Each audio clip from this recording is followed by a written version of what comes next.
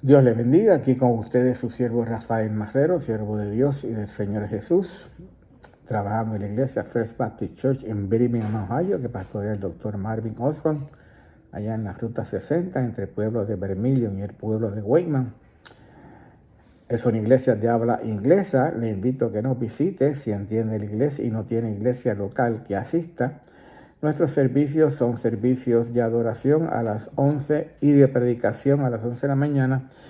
Venga para que comparta con nosotros y reciba la palabra de Dios conforme a la palabra de Dios y el amor de Dios conforme la palabra nos enseña de amar al prójimo como a sí mismo. Y como he dicho ya, desde abril 7 entonces comenzamos con la escuela bíblica dominical a las 7 de la mañana.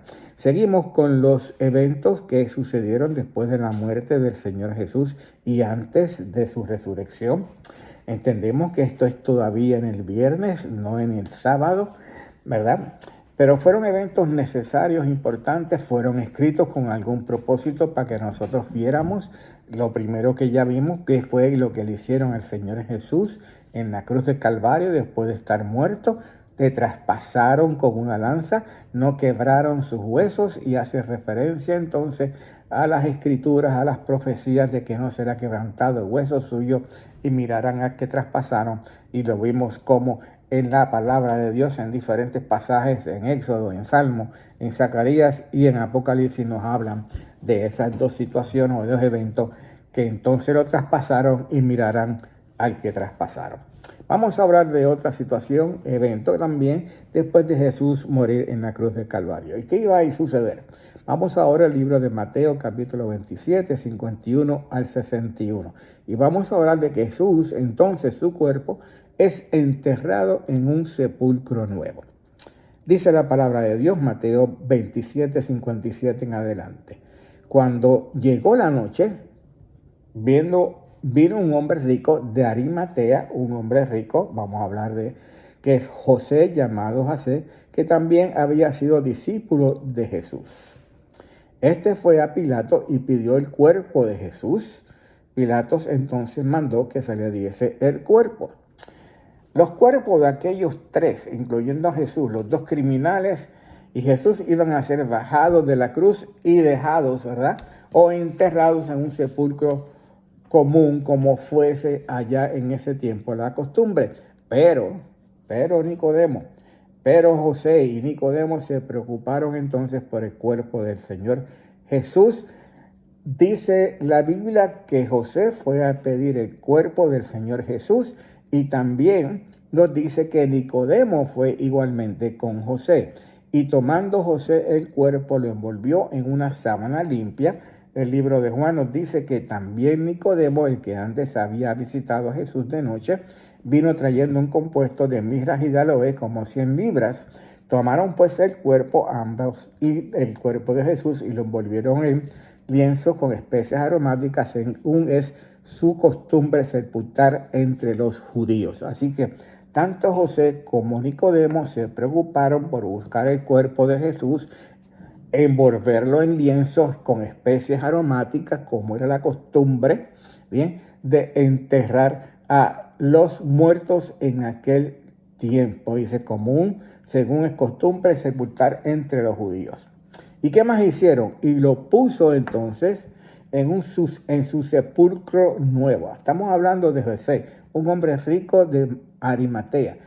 Lo puso en su sepulcro nuevo que había labrado en la peña. Así que este sepulcro es en realidad una cueva, es de José de Arimatea, es algo nuevo, un sepulcro nuevo. Nadie más lo había utilizado, no había más ningún otro cuerpo en esa cueva, en ese sepulcro, y ahí es donde José, en su sepulcro, en cual él había preparado, pone el cuerpo del Señor Jesús, y después hace rodar una gran piedra a la entrada del sepulcro y se fue. Termina Mateo dejándonos saber que allí estaban María Magdalena y la otra María sentadas delante del sepulcro.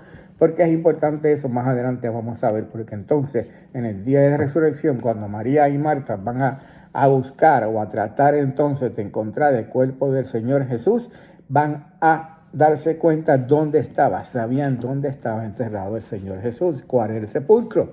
Pero aquí lo importante es que veamos que Jesús fue enterrado, no como los criminales, sino enterrado en un sepulcro nuevo de José de Arimatea, donde no había más nada, envuelto en lienzo, protegido. Y fíjese lo que nos dice la palabra del Señor en el libro de Isaías, capítulo 53 y versículo 9, para que veamos cómo la palabra de Dios se sigue cumpliendo en el Señor Jesús.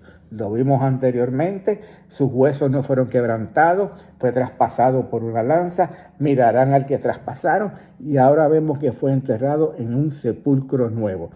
¿Qué nos dice la palabra de Dios? ¿Qué nos escribió el profeta Isaías casi 800 años antes de la muerte, de crucifixión y de la resurrección del Señor Jesús? En el libro de Isaías, capítulo 53 y versículo 9, dice la palabra de Dios, y estoy leyendo de la traducción, nueva traducción viviente: Él no había hecho nada malo, hablando de Jesús, y jamás había engañado a nadie, hablando de Jesús, pero fue enterrado como un criminal junto con los otros dos que habían, ¿verdad?, sido crucificados, pero fue puesto en la tumba de un hombre rico. Fue puesto en la tumba de un hombre rico. Y allí en esa tumba, sellado o cubierto la entrada de la tumba, del sepulcro, con una piedra, estaba el cuerpo del Señor Jesús. Hasta el día del domingo de resurrección vamos a ver más adelante qué fue lo que sucedió. Lo que sí vemos es que todo lo que está escrito en el Antiguo Testamento acerca del Señor Jesús se cumplió en el Señor Jesús, para demostrar que Jesús era el Mesías esperado, especialmente a los judíos, a los hebreos. La palabra dice en el libro de Juan que a los suyos vino y los suyos no los recibieron, porque no creyeron que Jesús era el Mesías que los iba a liberar del imperio romano, del poder del imperio romano. Pero Jesús vino primero como el Mesías que iba a sufrir para traer salvación del alma, para traer perdón de pecados. Su reino era un reino de los cielos, no era un reino terrenal todavía, ni un reino militar.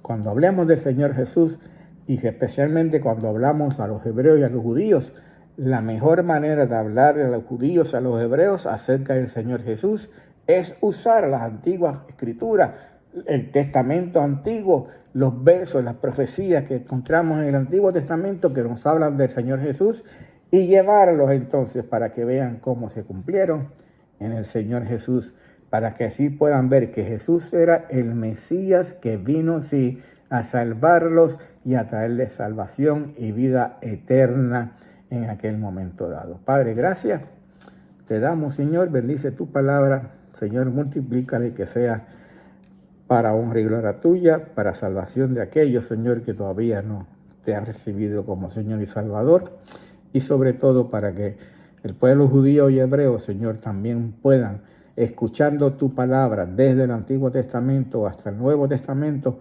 creer en Jesús y recibirlo como Señor y Salvador. Padre, gracias, bendice tu palabra. En nombre del Señor Jesús oramos. Amén.